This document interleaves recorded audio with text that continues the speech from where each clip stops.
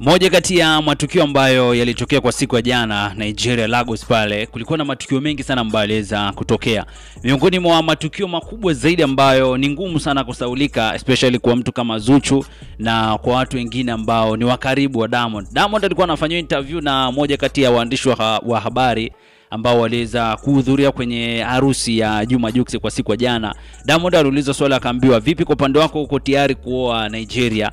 Alichokisema Diamond, alisema kwamba yes, yuko tayari kwa sababu anaruhusiwa kuoa wake mpaka 4. Kwa hiyo jambo kama hilo pia limeleta maswali mengi sana na wengi wamejiuliza, okay, kama anaruhusiwa kuoa wake hata 4, kwa nini sasa hivi bana Diamond hataki kumuoa Zuchu mpaka time hii? Lakini kumekuwa na maswali mengi na mambo mengi zaidi ambayo yanazidi kuendelea. Utakumbukwa kwamba Diamond alisema kwamba atamuoa Zuchu kabla ya Ramadhan, lakini tunaona Ramadhan iliisha na maisha mengine akiwa yanaendelea. Lakini kuna watu walikuwa wanasema kwamba Diamond yupo na Zuchu kibiashara, yani ukimtoa Zuchu pale WCB ni ngumu sana kupata wasanii wengine kama Zuchu. That's why inakuwa ni ngumu sana kwa Zuchu bana kuondoka WCB, kwa sababu Diamond anamtegemea kwa asilimia kubwa sana, yani kama asilimia 99 hivi Diamond anamtegemea Zuchu. Lakini pia sio hivyo tu, utakumbuka kwamba kwa siku ya leo Zuchu pia ametimiza miaka 5 ndani ya WCB akiwa amepata mafanikio makubwa, lakini sio tu mafanikio, akiwa pia amepata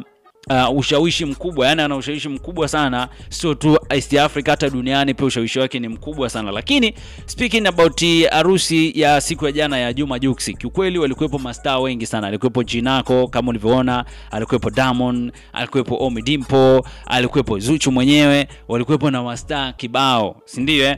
Lakini pia miongoni pia mwa matukio ambayo yalifurahisha sana na yalipendeza sana ni pale ambapo mastaa kutoka hapa kwetu nchini Tanzania waliiteka Lagos. Yani waliwazima kina Burna Boy, wakina Wizkid, wakina Davido, yani hawakusikika. Yani Nigeria kwa siku ya jana usiku mpaka leo tunavyozungumza bana, ilikuwa ni ya moto sana na watu walikuwa wanasubiria, wanatamani kuona kwamba hii imekuwa vipi. Lakini pia watu wakataka kutamani kufahamu. Watu walikuwa wanasema kwamba Jux atafilisika, lakini sio kitu cha kweli. Yani kwa shughuli ambayo ilifanyika kwa siku ya jana, kiukweli kwa hapa Bongo bado watu walisifia sana ndoa ya Nandi pamoja na Bilnasi.